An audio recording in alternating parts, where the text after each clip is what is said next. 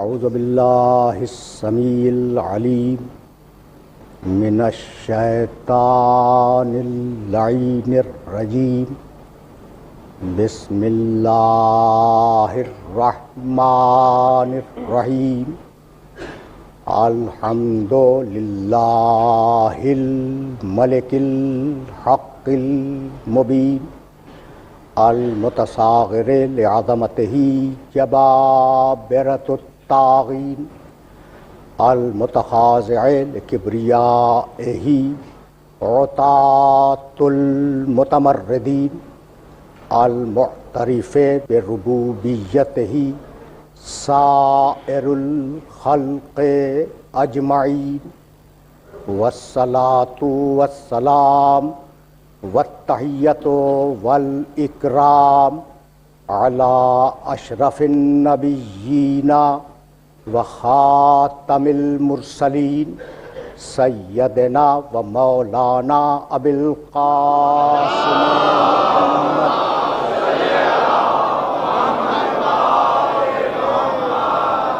و اہل بیتہ الطیبین الطاہرین المعصومین المظلومین اما بعد فقد قال اللہ سبحانہ وتعالی فی محکم کتابہ المبین بسم اللہ الرحمن الرحیم اذا جاء نصر اللہ والفتح ورأیت الناس يدخلون في دین اللہ افواجا فسبح بحمد ربک واستغفرہ انہ کان توابا صلوات.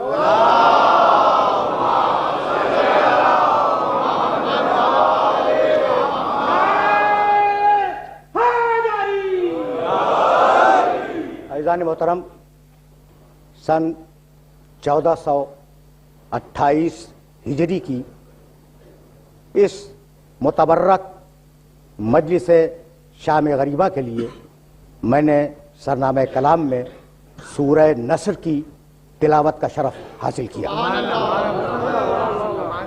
سورہ نصر ترتیب نزول کے اعتبار سے آخری نازل ہونے والے سوروں میں ہے، اور آج کی ترتیب تلاوت کے اعتبار سے اس کا نشان 110 ہے.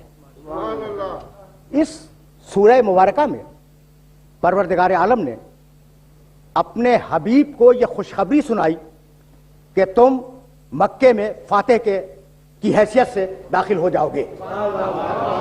اذا جاء نصر اللہ والفتح، جب اللہ کی مدد آ جائے اور اللہ کی فتح نصیب ہو جائے. اذا جاء نصر اللہ والفتح ورأیت الناس يدخلون فی دین اللہ افواجا، اور حبیب جب تم یہ دیکھو کہ لوگ فوج در فوج اور جوق در جوق دین اللہ میں داخل ہونے لگے. یعنی یہ ترجمہ میں بہت سوچ سمجھ کے کر رہا ہوں، اور اس ترجمے پر توجہ فرمائیے گا. اذا جاء نصر اللہ والفتح ورأیت الناس يدخلون فی دین اللہ افواجا، جب لوگ فوج در فوج دین اللہ میں داخل ہونے لگے. فسبح بحمد ربک، حبیب اپنے رب کی بے عیبی کا اعلان کرو. تسبیح کے معنی بے عیبی کا اعلان. فسبح بحمد ربک، حبیب اپنے رب کی بے عیبی کا اعلان کرو، لیکن اس کی حمد کے ساتھ، اس کی تعریف کے ساتھ. واستغفرہ، اور اس کی بارگاہ میں جا کر مغفرت طلب کرو. انہ کان توابا، وہ تو ہے ہی توبہ قبول کرنے والا. محفوظ ہو گیا ذہنوں کے اندر. ایک ترکیب پر گفتگو کرنی ہے، بہت توجہ رہے. اذا جاء نصر اللہ والفتح ورأیت الناس يدخلون فی دین اللہ افواجا، فی دین اللہ، جب تم دیکھو کہ لوگ اللہ کے دین میں داخل ہو گئے، کسی انسان کے بنائے ہوئے دین میں نہیں.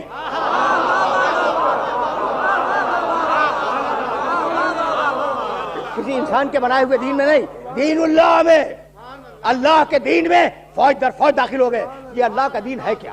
یہ اللہ کا دین کیا ہے؟ دو جملوں کے لیے میں اپنے سننے والوں کو زحمت سماعت دوں گا. دین اللہ کا اگر سمجھ میں آ گیا، بات یہاں سے آگے بڑھ جائے گی. دیکھو، کوئی انسان مستغنی نہیں ہے، کوئی انسان ضرورتوں سے خالی نہیں ہے. دنیا کا کوئی انسان یہ نہیں کہہ سکتا کہ مجھے کوئی حاجت نہیں ہے. ہر انسان کے پاس حاجتیں ہیں, ہر انسان کے پاس حاجتیں ہیں.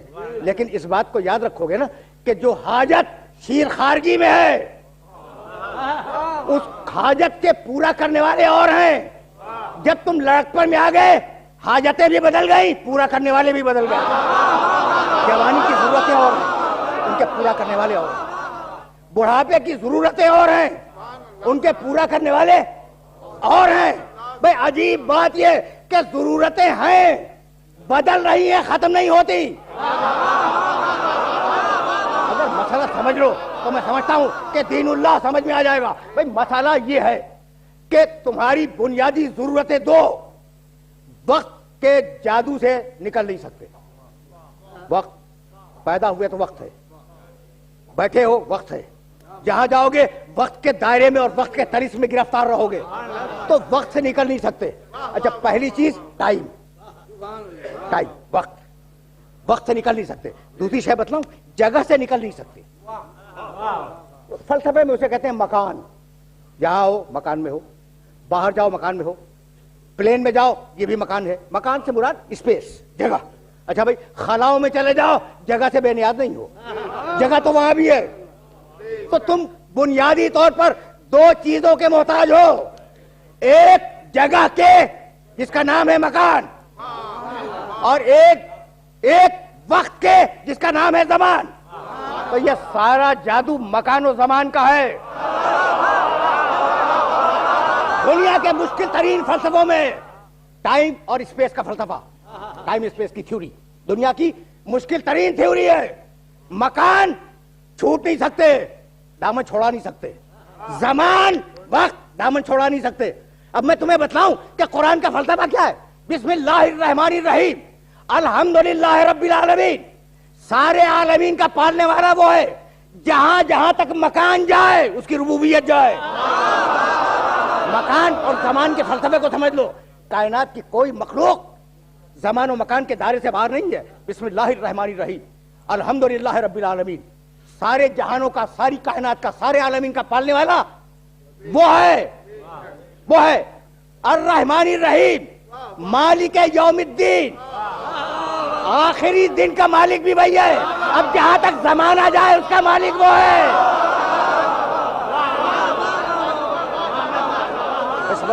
تو تم زمان و مکان کے قیدی ہو, تم زمان و مکان کے طرز میں اسیر ہو, اور وہ زمان و مکان کا رب ہے, زمان و مکان کا مالک ہے, زمان و مکان کا خالق ہے. تو تمہاری ضرورتیں کوئی بندہ تم جیسا پورا نہیں کرے گا.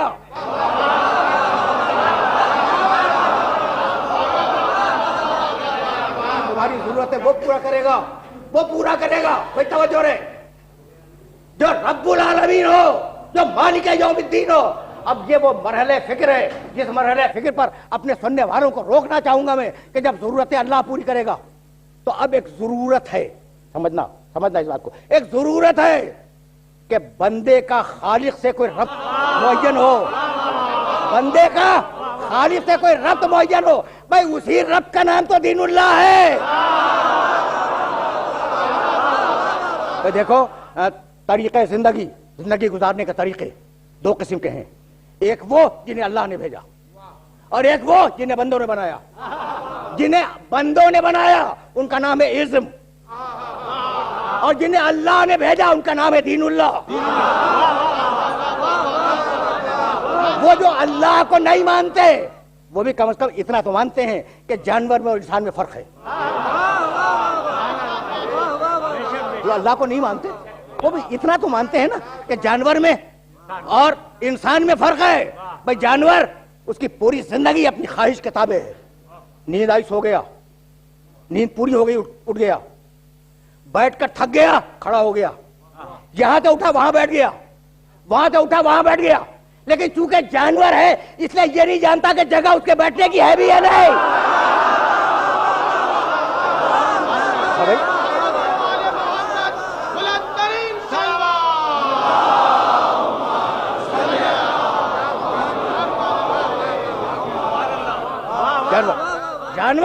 جانور اپنی خواہش کے تابع ہے.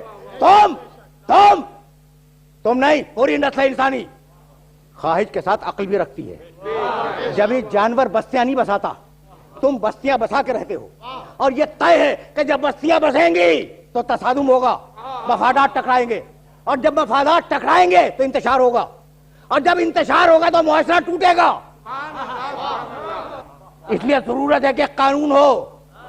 اب وہ جو ازم والے تھے انہوں نے کہا قانون ہمارے پاس بھی ہے. اب سنو اور اس بات کو یاد رکھو کہ تمہارے قانون میں اور دین اللہ میں فرق کیا ہے.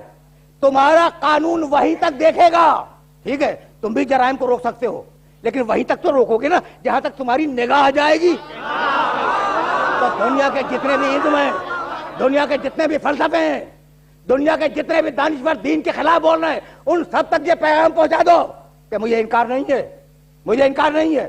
قانون روک سکتا ہے، تمہارا بنایا ہوا قانون جرائم کو روک سکتا ہے، لیکن وہیں تک روکے گا جہاں تک اس قانون کی آنکھ جائے گی، اور جہاں قانون کی آنکھ نہیں جائے گی وہاں جرائم ہوں گے. یہ تمہارا قانون ہے، اور دین اللہ کا اللہ پوری کائنات کو ایک لمحے میں دیکھتا ہے.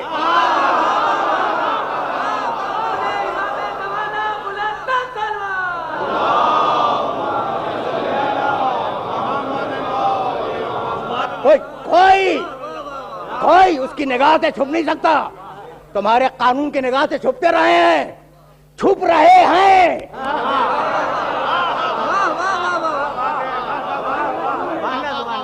اور چھپتے رہیں گے، لیکن اللہ کی نگاہ سے کوئی چھپ نہیں سکتا. اس لیے اسے حق ہے کہ وہ قانون دے، اور جو قانون ہوگا وہ بہتر نہیں ہوگا، بہترین ہوگا. کیا عجیب مرحلہ فکر ہے. جس مرحلہ فکر پر میں اپنے سننے والوں کو روکنا چاہ رہا ہوں. یہ بہتر اور بہترین میں فرق کیا ہے؟ بہتر یعنی حسن، بہترین یعنی احسن، اس سے بہتر نہ ہو. عجیب بات ہے. اللہ کا قانون جو بھی آئے وہ بہتر نہیں ہوگا، بہترین ہوگا. سورہ زمر کیا کمال کا جملہ فرمایا پروردگار نے، فبشر عباد الذین یستمعون القول فیتبعون احسنہ. آئے دیکھنا حبیب، خوشخبری سنا دو میرے ان بندوں کو جو بہت ٹھیک سے بات کو سنتے ہیں اور جو بات احسن ہوتی ہے اس کی پیروی کرتے ہیں. بھئی عجیب بات ہے، اللہ اس کی اجازت نہیں دیتا کہ آپ اچھی بات کو قبول کر لیں، جو سب سے اچھی ہو اسے قبول کریں. تو کیا آپ کو اس بات کی اجازت دے دے گا اللہ کہ آپ اچھے انسان کو قبول کر لیں؟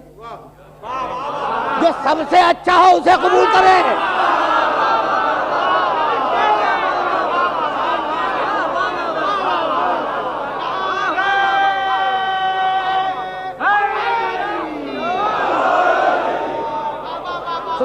سنتے چلو، اس لیے کہ منزل فکر معین ہے اور وہاں تک جانا ہے. اچھا بھائی، تو بہتر اور بہترین، ٹھیک، بہتر حسن، بہترین احسن.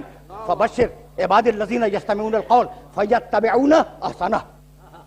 جو سب سے احسن قول ہو، یہ احسن کا لفظ ذہن میں رکھنا، جو سب سے احسن قول ہو پیروی اس کی ہوگی، احسن کی پیروی ہوگی. ٹھیک ہے نا؟ کیوں؟ اس لیے کہ سورہ مومنون میں کہا فتبارک اللہ احسن الخالقین.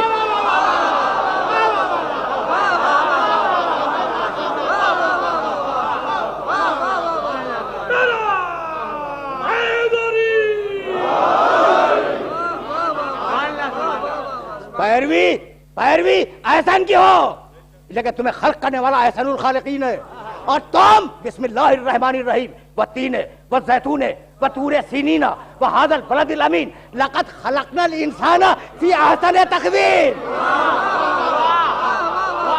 خالق احسن الخالقین، انسان احسن تقویم. اور اب ان کی ہدایت کے لیے پروردگار نے جو کتاب نازل کی، پھر سورہ زمر، اللہ نزل احسن الحدیث کتاباً متشابہہ. یہ جو قرآن ہے یہ احسن ہے، سب سے بہتر ہے، بہترین ہے، بہتر نہیں، بہترین ہے. یہاں تک آ گئے میرے ساتھ. اب میں کیسے اپنے سننے والوں کی خدمت میں عرض کروں.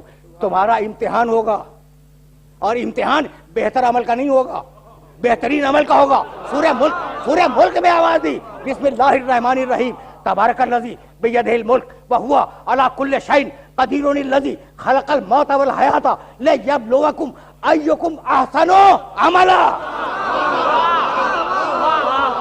بابرکت واللہ تبارک الذی بیدہ الملک، بابرکت واللہ جس کے کنٹرول میں پوری کائنات ہے. وہو علی کل شیء قدیر، وہ ہر شے پہ قادر ہے، ہر شے پہ قادر ہے. اس نے موت کو خلق کیا، اس نے حیات کو خلق کیا. لیبلوکم ایکم احسن عملا، تم میں بہتر عمل کرنے والا کون ہے؟ نہیں، احسن بہترین عمل کرنے والا کون ہے؟ ناز نہ کرنا اپنے بہتر عمل پہ.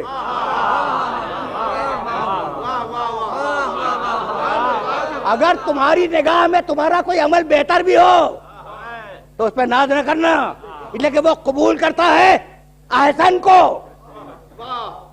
بہترین کو قبول کرتا ہے. اچھا، تو جب بہترین عمل کو قبول کرتا ہے تو جزا کیا دے گا؟ سورہ نیل 16واں سورہ قرآن مجید کا، من عمل صالحا من ذکر او انثی وهو مؤمن فلنحیینہ حیاتا طیبۃ ولنجزینہم اجرہم باحسن ما کانوا یعملون. جو بھی پرہیزگار انسان مومن ہو یا مومنہ ہو دنیا سے جائے، ہم اسے اس کے عمل کی احسن جزا دیں گے. بھائی احسن سمجھ میں آیا؟ احسن کہتے ہیں کوالٹی کو. اب یہ لفظوں میں واضح کر دوں، احسن کہتے ہیں کوالٹی کو، کہ جس کے کام میں کوالٹی ہوگی جزا اسے ملے گی. کوالٹی دیکھتا ہے اللہ، کوانٹٹی نہیں دیکھتا. تو اللہ کی نگاہ کوانٹٹی پہ نہیں ہے. نہیں، فقط یہ نہیں کہ نگاہ نہیں ہے، اس نے تو ذلیل کیا ہے کوانٹٹی کو. پڑھوں وہ آیتیں جن میں پروردگار نے کہا اکثرہم لا یعلمون، اکثر جاہل. کیا ذلیل کیا ہے اکثریت کو؟ اکثرہم لا یعلمون، اکثریت جاہل ہے، جانتے کچھ نہیں ہے. اکثرہم لا یشکرون، اکثریت ایسی ہے جو شکر نہیں کرتی. اکثرہم لا یسمعون، اکثریت وہ ہے کہ ہم کہتے ہیں وہ سنتے نہیں ہیں. اکثرہم لا یشکرون، وہ شکر ادا نہیں کرتے جو اکثریت میں ہے. تو پروردگار کی نگاہ اکثریت پہ نہیں ہے، پروردگار کی نگاہ اقلیت پہ، بشرطے کہ احسن ہو.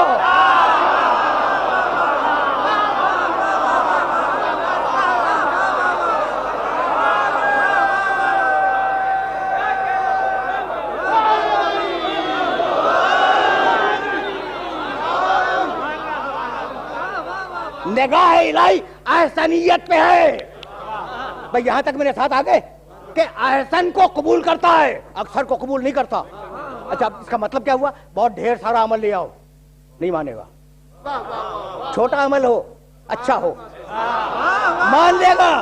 اب بتاؤ کہ ایک ضربت میں وقت کتنا لگتا ہے؟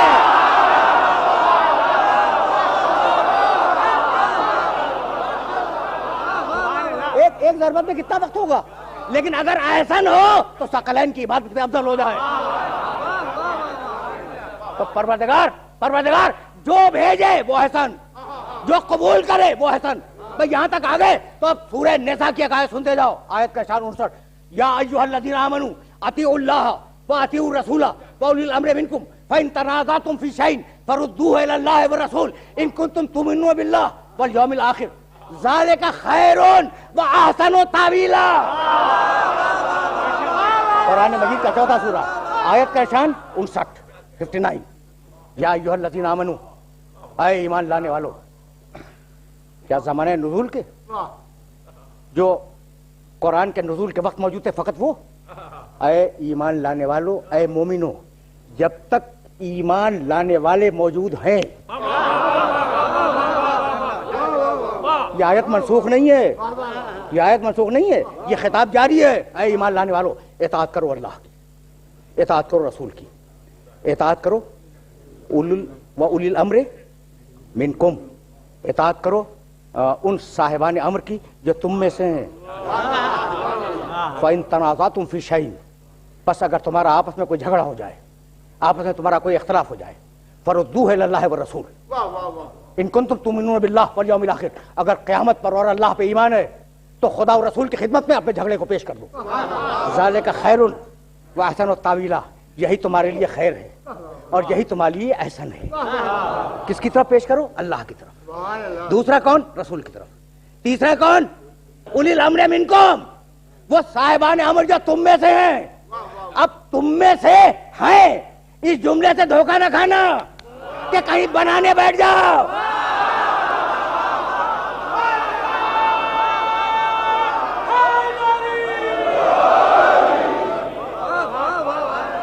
اب اس مرحلے پر رک کر یہ منکم سمجھتے جاؤ. منکم اطیعوا اللہ و اطیعوا الرسول و اولی الامر منکم. وہ صاحبان امر تم میں سے ہیں. منا ہم میں سے, منکم تم میں سے, منہم ان میں سے.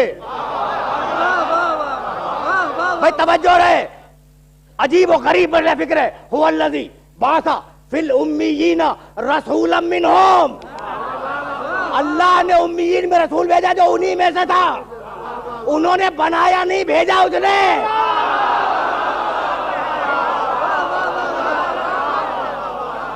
بھائی عجیب و غریب میں رہ فکر ہے. انہیں حق نہیں دیا گیا کہ وہ رسول بنا لیں. ہے انہی میں سے, بنایا اللہ نے, بھیجا اللہ نے. صاحب امر تمہیں میں سے ہوگا, بنائے گا وہ. اب یہ مرحلہ فکر وہ ہے کہ میں یہ جملہ کہنے پر مجبور ہوں. یا ایھا الذین آمنوا اطیعوا اللہ و اطیعوا الرسول و اولی الامر منکم. اے صاحبان ایمان, اطاعت کرو اللہ کی, اطاعت کرو رسول کی, اطاعت کرو صاحبان امر کی جو تم میں ہی سے ہیں. تو جب تک ایک بھی مومن اس دنیا میں زندہ ہے ایک صاحب امر کا وجود ضروری ہے.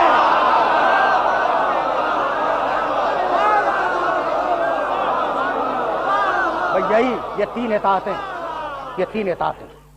خدا کی اطاعت کرو, رسول کی اطاعت کرو, صاحبان امر کی اطاعت کرو. یہ تین اطاعتیں ذالک خیر و احسن تعویلا. یہی خیر ہے, یہی احسن تعویل ہے. خیر ہے, خیر. بھائی میں کیسے اپنے سننے والوں کی خدمت کروں.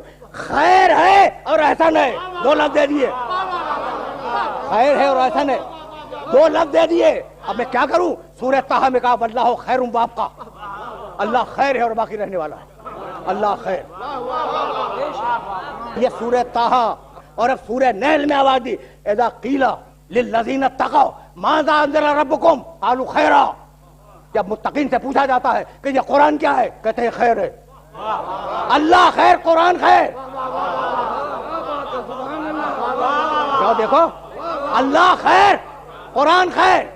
بھائی عجیب مرحلہ فکر. پروردگار نے آواز دی یا ایھا الناس قد جاءکم الرسول. عجیب و غریب بالحق من ربکم. عجیب و غریب آیت ہدیہ کر رہا ہوں. قد جاءکم الرسول بالحق من ربکم فآمنوا خیرا لکم. اے انسانوں, ہم نے تمہارے پاس رسول بھیجا ہے جو حق لے کے آیا ہے, یہ خیر ہے, ایمان لاؤ. اللہ خیر, اللہ خیر. اس کی کتاب قرآن مجید خیر, اس کا بھیجا ہوا رسول محمد رسول اللہ خیر. خیرا لکم, یہ تمہارے لیے خیر ہے. اور اب سورہ آل عمران میں آواز دی وَلْتَكُمْ مِنْكُمْ أُمَّةٌ. ایک ایسی امت کا اور ایک ایسے گروہ کا وجود ضروری ہے جو لوگوں کو خیر کی طرف دعوت دے.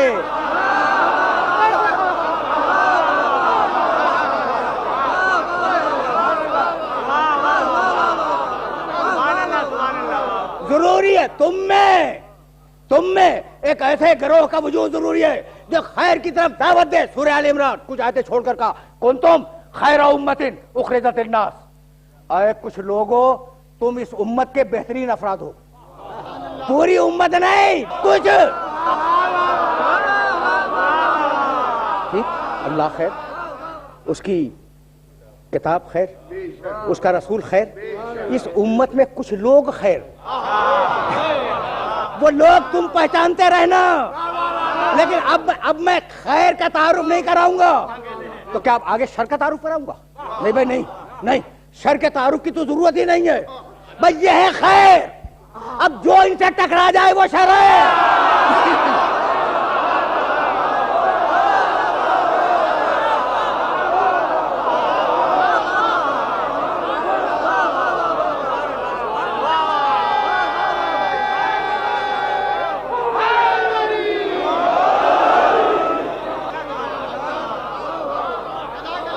یہ خیر ہے, یہ خیر ہے. ان کی اطاعت کرنا. قرآن کا ہے, اطاعت کرو. اللہ کہے قرآن ہی کے ذریعے کہتا ہے، رسول ہی کے ذریعے کہتا ہے اطاعت کرو، محمد رسول اللہ کہہ دے اطاعت کرو، صاحبان امر کہہ دے اطاعت کرو، ان کی اطاعت کرو. ٹھیک. اور اب بتلاؤں کہ کن کی اطاعت نہ کرو. قرآن مجید کسی موضوع کو تشنا نہیں چھوڑتا.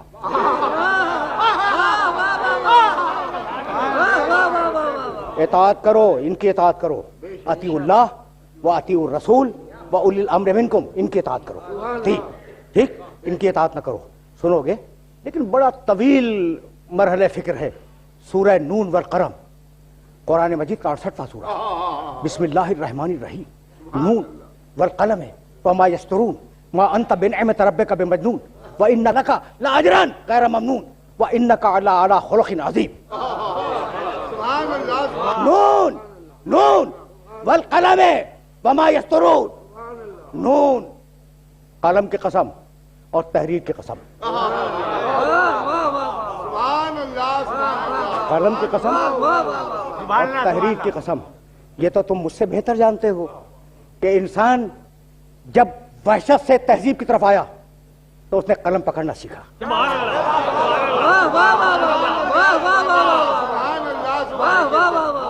انسان، یہ تمہاری انسانی تاریخ، میرا متفق ہونا ضروری نہیں ہے تمہاری تاریخ سے، لیکن تمہاری تاریخ نے لکھا کہ انسان مہذب بنا ہے قلم کی ایجاد کے بعد. اس لیے کہ پیغام ترسیل مفہوم، پیغام پہنچانے کے دو ہی طریقے ہیں، یا بول کے پہنچایا جائے یا لکھ کے پہنچایا جائے، یا کتابت یا خطابت، یا تحریر یا تقریر. لیکن جو بات بول کے پہنچائی جائے وہ خلاؤں میں گم ہو جاتی ہے، اور اگر آوازوں کو قید کرو تو بہت دنوں محفوظ نہیں رہتی. جو چیز لکھ دی جائے وہ بہت دنوں قائم رہتی ہے. میرے نبی نے بول کے سنایا، کاتبوں سے کہا لکھو.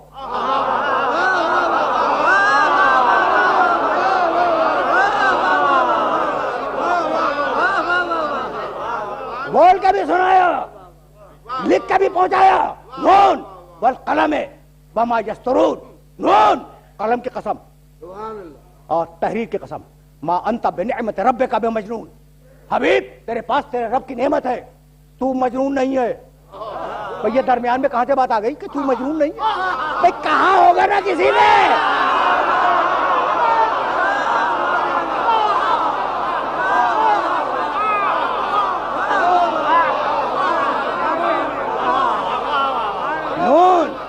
نون والقلم وما یسطرون ما انت بنعمت ربک بمجنون. حبیب تیرے پاس تیرے رب کی نعمت ہے، تو مجنون نہیں ہے. وَإِنَّ لَكَ لَأَجْرًا غَيْرَ مَمْنُونَ. ہم نے تیرے اجر کو دائمی کر دیا. اب جب تک تو ہے تیرا نام ہے، اور جب تک تیرا نام ہے تیرے نام پہ درود ہے.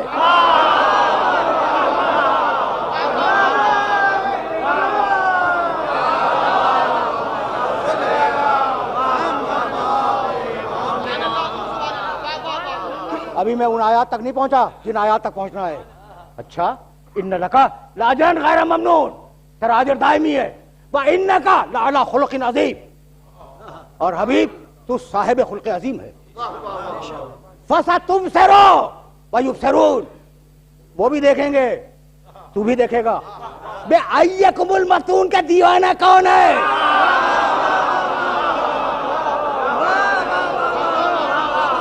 تو بھی دیکھے گا، وہ بھی دیکھیں گے.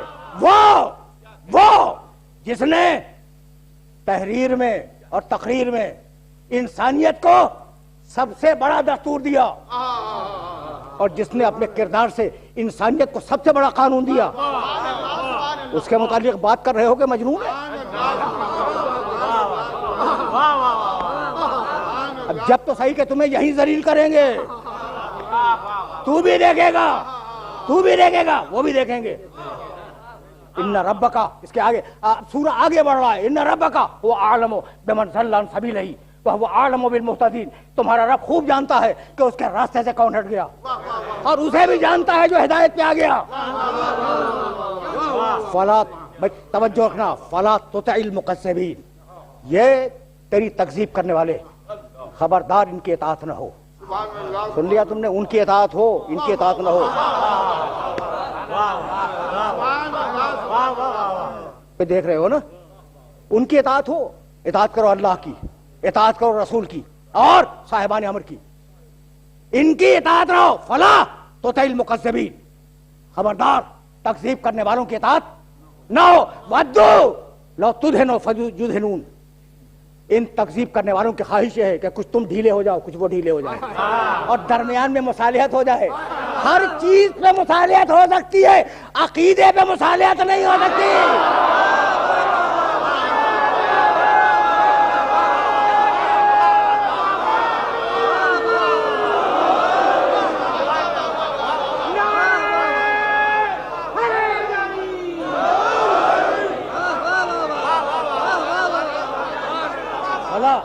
فلا تطع المکذبین ودوا لو تدہنوا فیدہنون ولا تطع کل حلاف مہین ہماز مشاء بنمیم مناع للخیر معتد اثیم عتل بعد ذلک زنیم ان کان ذا مال وبنین. کیا کمال کی آیتیں! خبردار خبردار، حلاف کی اطاعت نہ کرنا، جھوٹی قدم کھانے والا اس کی اطاعت نہ کرنا. مہین، جو بات کو روک نہ سکے، جو باوقار نہ ہو، اس کی اطاعت نہ کرنا. حلاف جھوٹی قسم کھانے والا، مہین کمزرف، ہمازن مشائن بے نمیم، جو لوگوں کے عیب تلاش کرے اس کی اطاعت نہ کرنا. جو ایک کے عیب کو دوسرے تک پہنچا دے اس کی اطاعت نہ کرنا. مناع للخیر، جو خیر سے لوگوں کو روکے اس کی اطاعت نہ کرنا. ہوں گے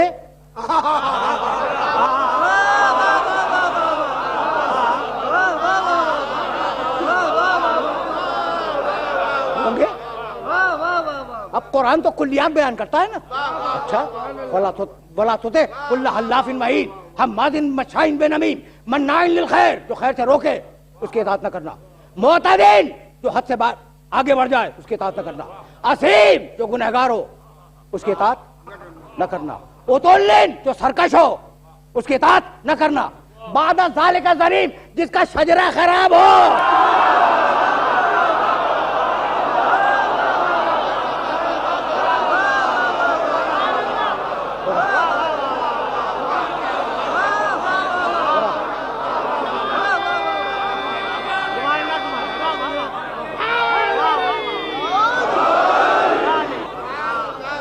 وہ جو ان صفات کا حامل ہو، خبردار اس کی اطاعت نہ کرنا، چاہے اس کے پاس مال ہی کیوں زیادہ نہ ہو اور چاہے اس کے بیٹے ہی کثیر کیوں نہ ہو. اس لیے کہ ہماری نگاہ بیٹوں کی کثرت پہ نہیں ہوتی. ہم نے تو بیٹے والوں کا غرور توڑ دیا. اپنے حبیب کو ایک بیٹی دے کر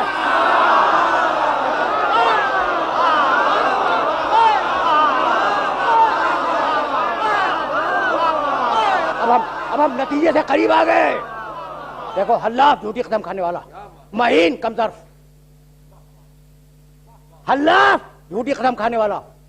ولا تطع کل حلاف مہین ہماز مشاء بنمیم، ہماز عیب تلاش کرنے والا، مشاء بنمیم چغلی کھانے والا، مناع للخیر خیر سے روکنے والا، معتد حد سے بڑھ جانے والا، اثیم گنہگار، عتل سرکش، زنیم جس کی نظر اچھی نہ ہو. ٹھیک ہے نا؟ ٹھیک ہے. خبردار ان کی اطاعت نہ کرنا، ان کی اطاعت نہ کرنا اور ان کی اطاعت کرنا. اب مجھے کچھ نہیں معلوم کہ یہ صاحبان امر کون ہے، لیکن اتنا جانتا ہوں کہ جو بھی ہوں وہ حلاف نہیں ہوں گے، مہین نہیں ہوں گے، گنہگار نہیں ہوں گے.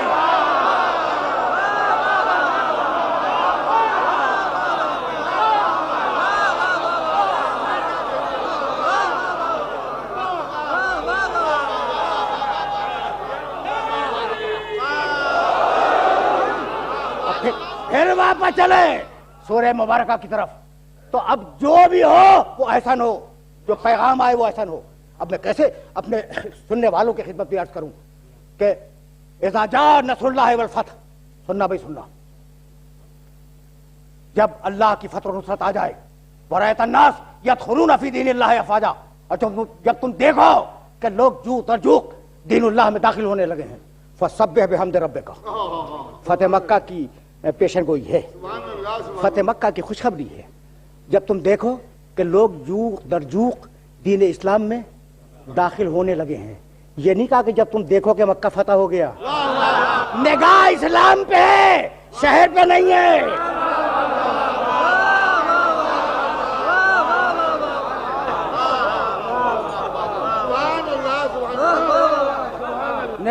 نگاہ دین اللہ پہ، قرآن کی نگاہ دین اللہ پہ، کہ جب تم دیکھو کہ لوگ دین اللہ میں جو ترجوع داخل ہونے لگے، یہ نہیں کہا کہ جب مکہ فتح ہو جائے، نہیں، مکے کے فتح ہونے کی حیثیت کیا ہے؟ حیثیت تو یہ ہے کہ لوگ دین اللہ میں آ جائیں۔ فسبح بحمد ربک واستغفرہ انہ کان توابا، تو سبح حبیب تسبیح کرو، سبحان اللہ سبحان اللہ، تسبیح کے معنی اللہ کی بے عیبی کا اعلان، بحمد ربک اپنے رب کی تعریف کے ساتھ تسبیح کرو، سبحان اللہ سبحان اللہ، واستغفرہ اس کی بارگاہ میں سر نیاز کو رکھ دو، بہت ٹھوک بجا کے ترجمہ کر رہا ہوں واستغفرہ کا، اس کی بارگاہ میں سر نیاز کو رکھ دو، انہ کان توابا، وہ تمہارے ہر سجدے کا قبول کرنے والا ہے۔ عجیب بات ہے، ہم نے فاتحین کو دیکھا، چھوڑو فتح مکہ کو، کیا تم نے تاریخیں نہیں پڑھی؟ جب فاتح داخل ہوتا ہے تو اتنا متکبر ہوتا ہے، اتنا گھمنڈی ہوتا ہے کہ سروں کے مینار تعمیر کر دیتا ہے، بستیوں کو تاخت و تاراج کر دیتا ہے، کھیتیوں کو، فصلوں کو، کھلیانوں کو تباہ و برباد کر دیتا ہے، انسانوں کی نسل کشی کر دیتا ہے، کرتا ہے، کرے گا۔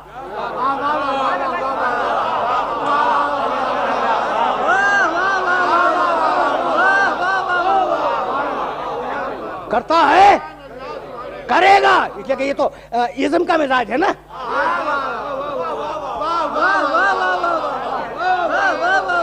یہ تو ازم کا مزاج ہے کہ جب بھی فاتح کسی شہر میں داخل ہو، کسی ملک میں داخل ہو، لوگوں کو قتل کرتے ہیں، بچیں انہیں اسیر بنا لیں، ٹھیک؟ یا دیکھو اسیری پہلے تھی اور کہتے ہیں کہ اب نہیں ہے، ایسا نہیں ہے، اسیری تو آج بھی ہے، آج بھی ہے، کل پیسے دے کے خریدتا تھا، کل انفرادی غلامی تھی، آج اجتماعی غلامی ہے، کل لوگ غلام بنائے جاتے تھے، آج ملک غلام بنائے جاتے ہیں،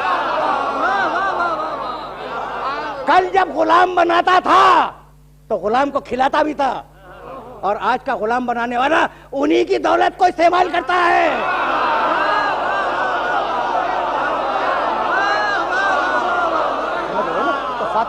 فاتح ازم کا فاتح اس شان سے آتا ہے معاشرے میں کہ سروں کے انبار لگا دیتا ہے، سروں کے مینار تعمیر کرواتا ہے، ٹھیک ہے نا، مانگوں کو اجاڑ دیتا ہے، عصمتوں کو تباہ کر دیتا ہے۔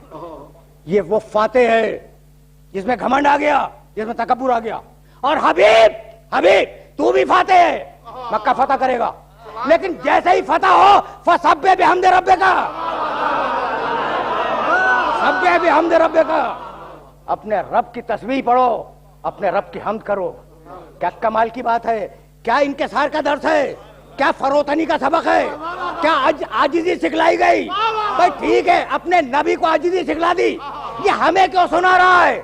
بھائی بتلانا یہی تھا کہ اگر اس کی امت میں ہو تو اتنے بلند بنو کہ دنیا دیکھ کے کہے کہ جب امت ایسی ہے تو نبی کیسا ہوگا۔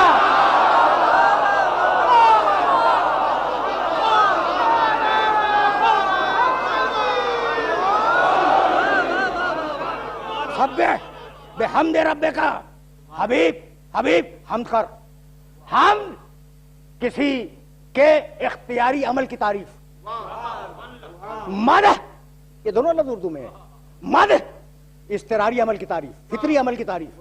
پھول کو کہا کیا اچھا ہے، تو پھول اپنی ذاتی توانائی سے اچھا نہیں بنا، کسی نے بنا کے بھیجا ہے تو اچھا بن گیا۔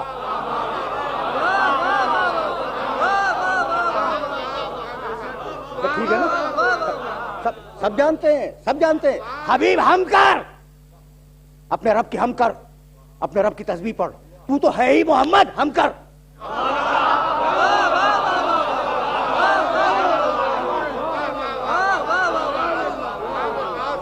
تیرا نام محمد ہے، ہم کر محمد جس کی بہت زیادہ تعریف کی جائے، میرے نبی کا نام محمود جس کی تعریف کی جائے، میرے اللہ کا نام. عجیب بات ہے، محمود وہ ہے، محمد ہی ہے. بھائی عجیب بات ہے نا کہ وہ محمود جس کی تعریف کی جائے، یہ نبی اس کا آخری، محمد جس کی بہت زیادہ تعریف کی جائے، یعنی اللہ کی تعریف کی جائے، محمد کی زیادہ تعریف کی جائے. بھئی یہ ہوا کیا؟ اللہ کی تعریف بس تعریف، محمد کی زیادہ تعریف. تو بھئی بات یہ ہے کہ اگر پوری کائنات مل کر اللہ کی تعریف کرنا چاہے تو اللہ کی تعریف کا حق ادا نہیں ہو سکتا. کسی میں دم ہے جو کہے کہ ہم نے اللہ کی تعریف کا حق ادا کر دیا؟ پوری کائنات مل کر، ساری مخلوقات مل کر اگر خالق کی تعریف کا حق ادا کرنا چاہیں تو ممکن نہیں ہے. لیکن اگر خالق اپنے بندے کی تعریف کر دے تو حق ادا ہو گیا.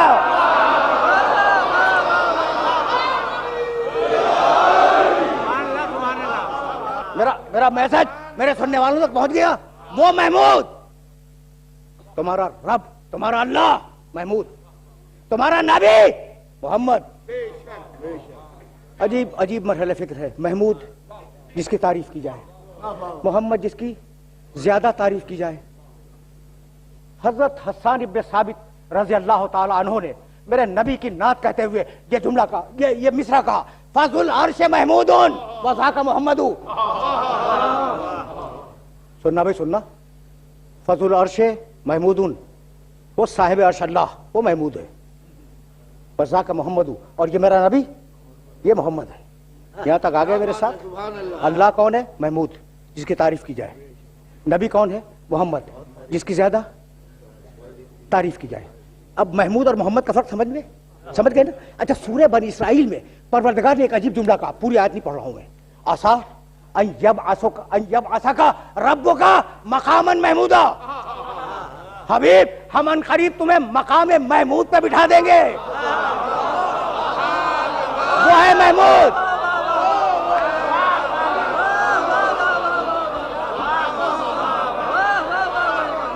عسیٰ وہ اللہ محمود، اس کا نبی آخری محمد. عسیٰ ان یبعثک ربک مقاما محمودا. حبیب ہم تمہیں قیامت کا دن، اب ترجمہ بدل رہا ہوں، حبیب ہم تمہیں قیامت کا دن مقام محمود پہ بٹھا دیں گے. اب سمجھ میں آیا کہ قیامت میں اللہ نظر نہیں آئے گا، وہ نظر آئے گا جو مقام محمود پہ ہے.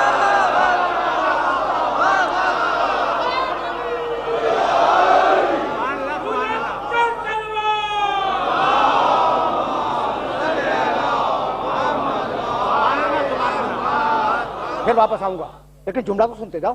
میرا اللہ محمود، میرا نبی محمد. یہ نام کس نے رکھا؟ میرے نبی نے کہا. میرے نبی نے کہا کہ اللہ نے میرے نام کو عرش کے حجابوں میں چھپا کے رکھا تھا.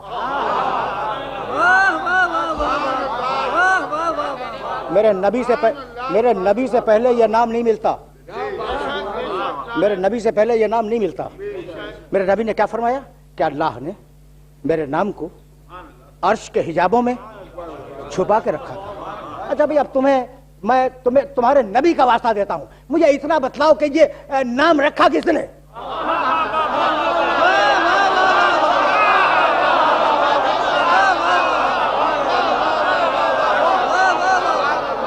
یہ عرش کے حجابوں میں چھپا ہوا نام اسے رکھا کہ کس نے؟ تو دو قول ہیں، یا عبد المطلب نے رکھا یا ابو طالب نے رکھا.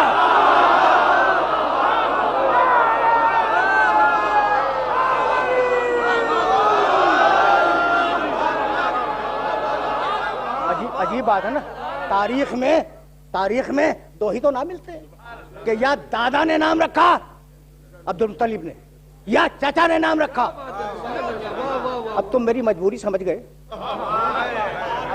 کہ میں بار بار ان باپ بیٹوں کا تذکرہ کیوں کرتا ہوں، عبد المطلب اور ابو طالب. بھئی ابھی یہ تو میری مجبوری ہے نا. باپ بیٹے یعنی ایک میرے نبی کا دادا، ایک میرے نبی کا چچا. بھئی اب میں کیا کروں؟ یہ میری مجبوری ہے کہ دنیا کے ہر دادا نے کافر پوتا پالا.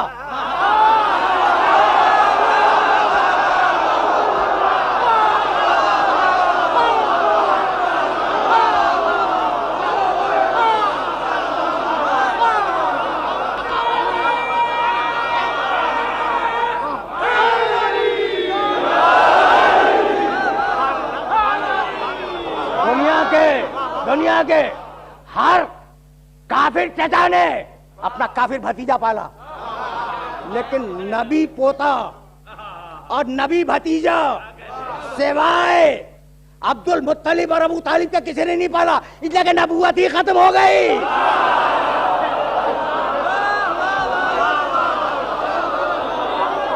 اب کیا پالو گے؟ یہ ہے مقام محمد۔ بھائی سمجھ رہے ہو؟ خدا کی قسم اب میں عجیب مرحلہ فکر پہ آ گیا۔ نام ہے محمد، حشر کا دن بیٹھا ہوا ہے مقام محمود پر۔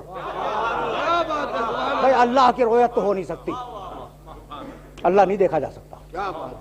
دیکھے جانے کے لیے ایک مناسب فاصلہ ضروری ہے، اتنا دور نہ ہو کے نظر نہ آئے، اتنا قریب نہ ہو کے پھر نظر نہ آئے۔ بھائی آنکھ ہی پہ لا کے رکھ دو، اور وہ اتنا دور کہ خلاؤں میں بھی نہیں ملا، اور اتنا قریب کے رکھے گردن سے زیادہ قریب، کیا دیکھو گے؟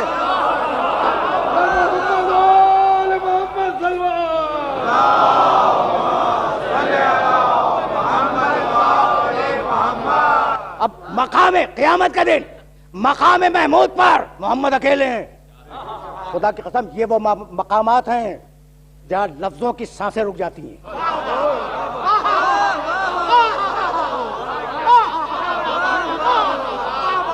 یہ وہ مقامات ہیں جہاں خطابت دم توڑ دیتی ہے۔ مقام محمود پہ محمد ہے، اکیلا محمد مقام محمود پہ ہے۔ مالک اب توحید بچے تو کیسے؟ بھیج کسی کو لواء الحمد لے کر۔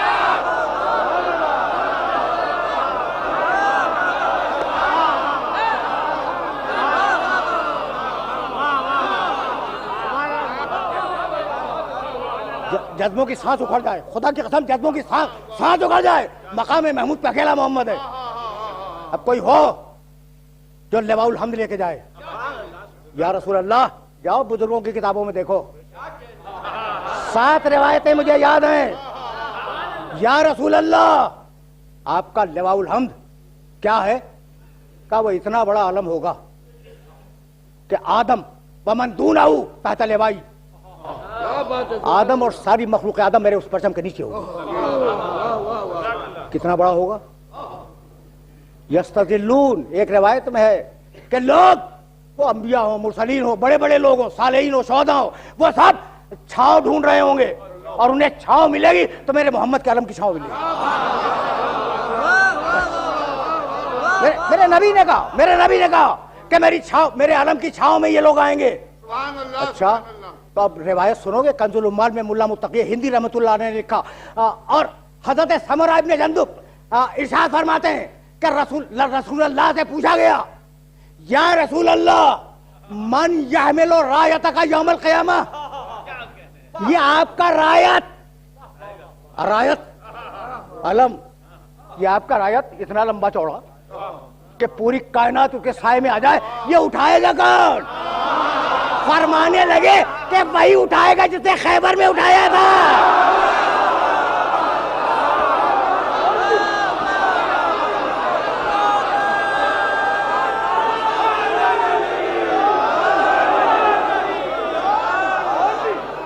بس میرے دوستو، میرے عزیزو، بات کو اب تلخیص پا جانا ہے اس مقام پر۔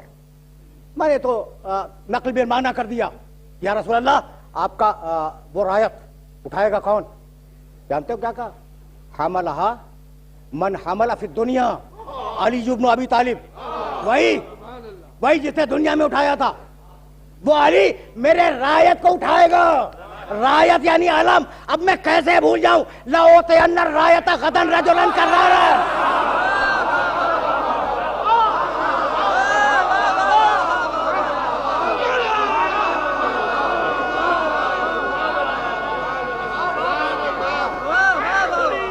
لَأُوتِيَنَّ الرَّایَةَ، تقریر اپنے آخری مرحلوں سے قریب ہو جائے گی۔ لَأُوتِيَنَّ الرَّایَةَ، میرے نبی نے کیا کہا؟ اب پوری روایت بھی نہیں پڑھوں گا۔ کمال ہے، میں علم دوں گا نہیں، علم عطا کروں گا، دوں گا نہیں، بخش دوں گا، علم بخشوں گا۔ دینا ہو سکتا ہے کہ پھر لے لے، بخشا تو بخش دیا۔ رسول نے علم دیا بھی ہوگا لیکن خیبر میں عطا کر دیا۔ اب علی کی ملکیت ہے، علی سے مہدی تک نظر آئے گا.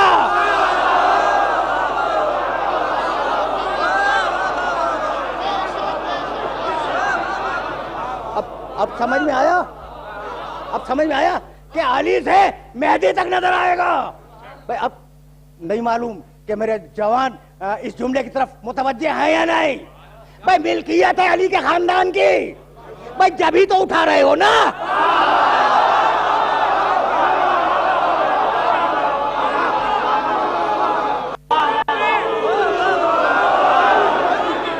علم عطا کروں گا، عطا ہو گیا. کسے؟ رجل کو. پوری روایت نہیں پڑھوں گا. اچھا آگے چل کے جانتے ہو رسول نے کیا کہا؟ یحب اللہ و رسولہ. خدا و رسول ایسے کو دوں گا جسے خدا و رسول دوست رکھتے ہوں گے. خدا و رسول کا محبوب ہوگا وہ یحب اللہ و رسول، اور وہ خدا و رسول کو دوست رکھتا ہوگا. اب خدا و رسول کو دوست رکھنا تو سمجھ میں آ گیا. خدا و رسول کو دوست رکھنا تو سمجھ آ گیا. اگر دوست نہ رکھتے ہوتے تو علم لے کے جاتے کیوں؟ دوست تو رکھتے تھے. اب کیسے پتا چلے کہ خدا و رسول بھی دوست رکھتے ہیں؟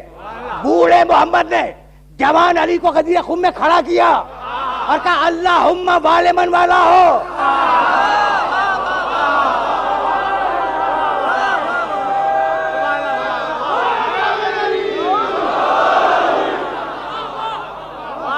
وہ آدھے من آدھا ہو. تقریر رک رہی ہے. میرے مالک، اعلان ولایت کے بعد دعا مانگی ہے میرے نبی نے. میرے مالک اس سے محبت کر جو اس سے محبت رکھے، اور اس سے دشمنی کر جو اس سے دشمنی رکھے. سن لیا تم نے بڑی آسانی کے ساتھ یہ جملہ میرے نبی کا.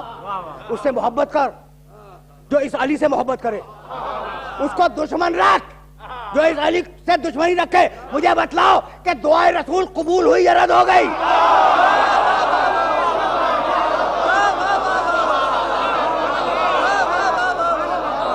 بھائی قبول ہوئی نا. دعائے رسول رد نہیں ہو سکتی، قبول ہوئی کہ پروردگار اس سے محبت کر جو علی سے محبت کرے، اس کو دشمن رکھ جو علی سے دشمنی رکھے. اب قیامت تک جو بھی علی کا دوست ہے خدا اور رسول کا دوست ہے، اور جو بھی علی کا دشمن ہے خدا اور رسول کا دشمن ہے.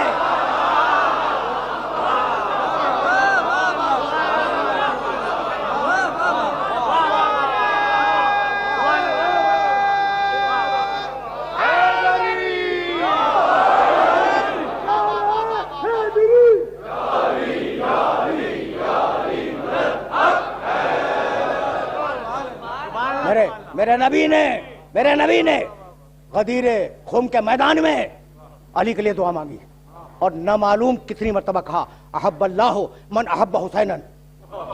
جو حسین سے محبت کرے اللہ اس سے محبت کرے.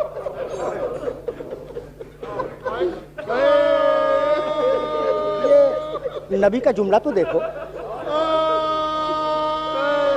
احب اللہ من احب حسینا، اللہ اس سے محبت کرے. یہ دعائیہ جملہ ہے، جو میرے حسین سے محبت کرے. یہ آج کی مجلس شام غریبہ اسی منشائے محمد کی پیروی میں، اسی خواہش کا اتباع ہے. ہم حسین ابن علی کے ساتھ اظہار محبت کے لیے جمع ہوئے. یہ کون حسین ابن علی ہے؟ یہ کون سا حسین ابن علی؟ راکب دوش رسول. یہ کون حسین ابن علی؟ الحسن والحسین سیدہ شباب اہل الجنہ. یہ کون حسین ابن علی؟ رسول کی بیٹی کا بیٹا. یہ کون حسین ابن علی؟ یہ وہی حسین جو عاشور کے دن کہہ رہا تھا حال من ناصر ینصرنا.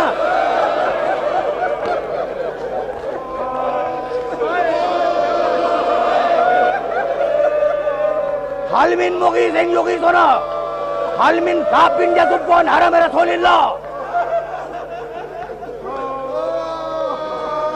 واقعات کو سمیٹ ایک مرتبہ آئے، اور آنے کے بعد آواز دی کہ فضا میرا پرانا کپڑا لے، لیکن میری بہن زینب کو خبر نہیں. جب لا رہی تھی نا فضا تو شہزادی نے دیکھ لیا تھا اور کہا تھا فضا تیرے دامن میں کیا ہے؟ فضا خاموش کھڑی تھی. جب بہت اصرار کیا شہزادی نے तो फिजा ने कहा बीवी में क्या बतलाऊं, आपके भाई ने पुराना कपड़ा मांगा है। बस ये सुनना था कि शहजादी रोने लगी, कहा कपड़ा नहीं मांगा, कफन मांगा है।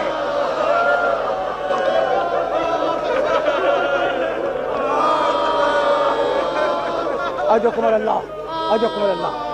कपड़ा पहना, बाहर आए, जुलजना पे सवार हुए, घोड़े को एड़ लगाई, मैदान में आए, तलवार खींची और आवाज दिया भूखे की जंग देखो, अब प्यासे की जंग देखो, अब उसकी जंग देखो जिसका जवान भाई मारा गया, अब उसकी जंग देखो जिसका जवान बेटा मारा गया। मैमने को मथरे पर ढकेल दिया, मैसरे को कल्प पर ढकेल दिया। ये कहते जाते हैं और हमला करते जाते हैं। फौजों को भगाते हुए फुरात के किनारे पहुंचे, रकाबों पे जोर दे के खड़े हुए, भैया अब्बास बूढ़े भाई की जंग देगी।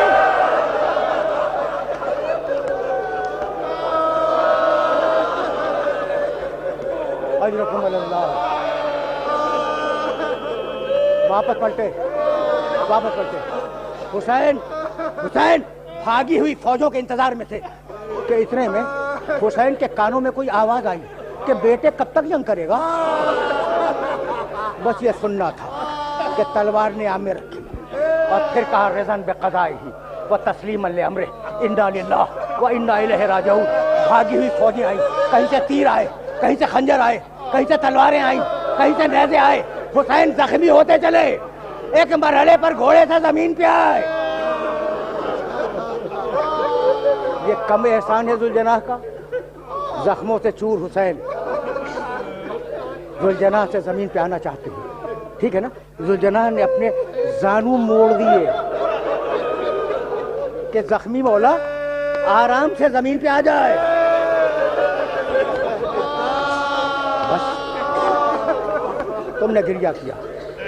मकामात आहो फुगा बहुत हैं, लेकिन अब दामन वक्त में गुंजाइश नहीं है। तुमने गिरिया किया। हुसैन घोड़े से जमीन पे आए। सुनोगे, हुसैन सजदे में है। सुनो, यजीद की फौज का एक रावी हिलाल इब्न नाफे बयान करता है कि मैं उस वक्त पहुंचा जब शिमर हुसैन का सर काट कर अपने हाथ में ले चुका था।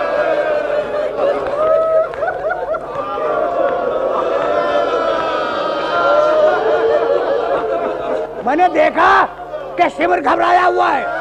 मैंने कहा अब घबराने की बात क्या है, अब तो तूने हुसैन को कत्ल कर दिया। कहा नहीं, जब मैं खंजर चला रहा था तो मेरे पीछे कोई बीवी कह रही थी वलदू।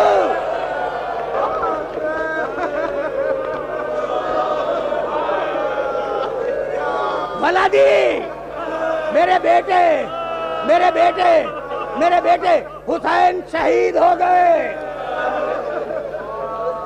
फुरात का पानी उछला, जमीन को ज़लज़ला आया, सियाह आंधी आई।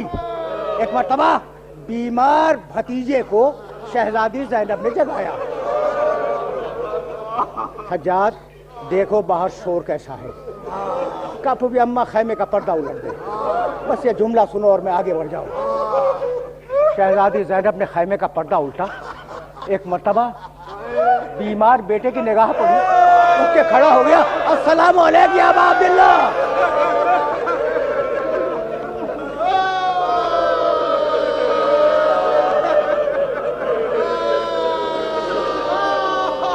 हुसैन हुसैन शहीद हो गए।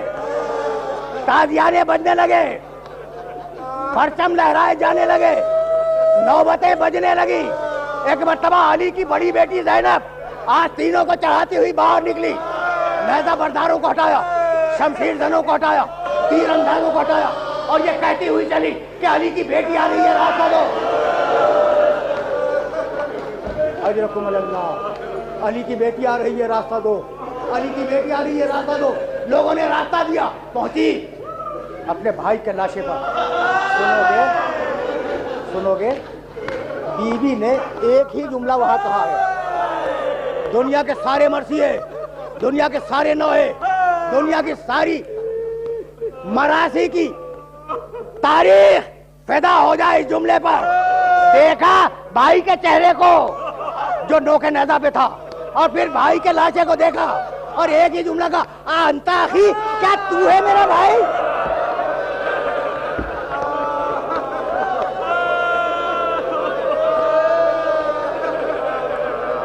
کربلا کے ون میں شام ہو گئی، کربلا کے ون میں شام ہو گئی، بیویاں جلے ہوئے خیموں میں تشریف فرما ہیں، سید سجاد ایک گوشے میں سجدہ شکر میں ہے، لا الہ الا اللہ حقا حقا، لا الہ الا اللہ ایمانا و تصدیقا، پوری رات سید سجاد نے سجدہ شکر میں گزاری۔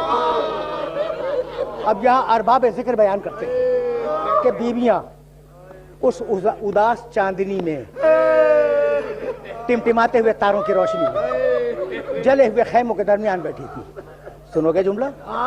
یہی تو آخری جملہ ہے نا۔ ایک مرتبہ کوئی بیوی اٹھ کے کھڑی ہو گئی، شہزادی زینب نے پوچھا رباب پہچان گئے؟ بات کیا ہے رباب، بات کیا؟ ہاتھ جوڑ لیے، کہا شہزادی میرا بچہ کدھر ہے؟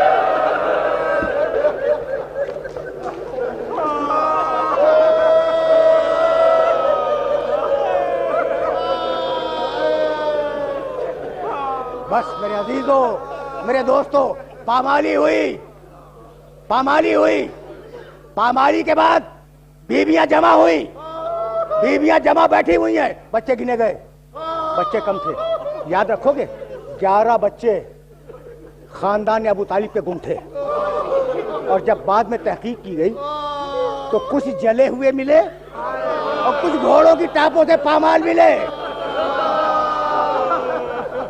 تلاش شروع ہوئی، چھوٹی بہن نے پوچھا بڑی بہن سے کہ بی بی سکینہ آپ کی طرف ہے؟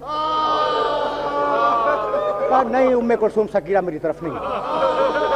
کہا شہزادی سکینہ تو میرے پاس بھی نہیں ہے۔ دونوں بیویاں چلیں، سکینہ کو پکارتی ہوئی چلیں، سکینہ سکینہ اگر میری آواز سنو تو لبیک کہو، اگر میری آواز سنو تو لبیک کہو۔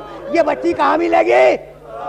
تماچے کھا چکی، کرتے کا دامن جل چکا، گوشوارے نوچے جا چکے، بچی نیند آ رہی تھی، باپ کو پکارتی ہوئی مقتل کی طرف گئی، آئینہ ابھی، آئینہ ابھی، میرا بابا کہاں ہے، میرا بابا کہاں ہے؟ تم نے گریہ کیا، تم نے گریہ کیا، مجلس روک رہی ہے، مجلس روک رہی ہے۔ دیکھو بچی مقتل میں پکار رہی تھی، دو جملے، میرا بابا کہاں ہے، میرا بابا کہاں ہے؟ بے سر کے لاشیں تھے نا، بچی پہچانتی کیسے کہ اس کے بابا کا لاشا کون سا ہے؟ یہی سوال ہے۔ جب شہزادی پہنچی تو کہا سکینہ تم نے اپنے باپ کو پہچانا کیسے؟ کہا پھوپھی اماں میں مقتل میں چاروں طرف پوچھتی پھر رہی تھی میرا بابا کدھر ہے، میرا بابا کدھر ہے۔ ایک کٹے ہوئے گلے سے آواز آئی، الیہ الیہ یا بنیہ۔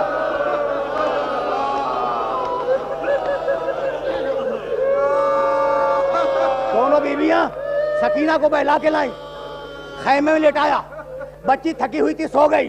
اب کہیں سے بھی پانی آیا ہو، تم تو جانتے ہو نا کہ شام غریبہ کی روایت ہے کہ گفتگو اس مرحلے پہ اختتام پذیر ہو جائے، پانی کہیں سے بھی آیا ہو۔ مجھے ایسا غرض نہیں، پانی آیا، پانی آیا۔ بی بی یہ پانی ہے آپ کی خدمت میں۔ شہزادی زینب نے آخری جملہ ایک کوزہ آب بھرا اور بھرنے کے بعد سکینہ کا شانہ ہلایا، بیٹی سکینہ اٹھو پانی آ گیا۔ بچی آنکھیں ملتی اٹھی، پھوپھی اماں کیا چچا عباس واپس آ گئے؟ کہا نہیں بیٹی چچا تو مارا گیا۔ کہا پھوپھی اماں پھر پانی کہاں سے آیا؟ کہا بیٹی پانی پی لے۔ بچے نے کہا پھوپھی اماں پہلے آپ پیئے۔ کہا کہ نہیں بیٹی تو پی لے۔ بچی نے کوزہ لیا اپنے ہاتھ میں، چلی خیمے سے، جلے ہوئے خیموں سے باہر۔ زینب نے پوچھا کہ بیٹی کہاں جا رہی ہے؟ تو بچی نے رو کے آواز دی پھوپھی اماں میرا چھوٹا بھائی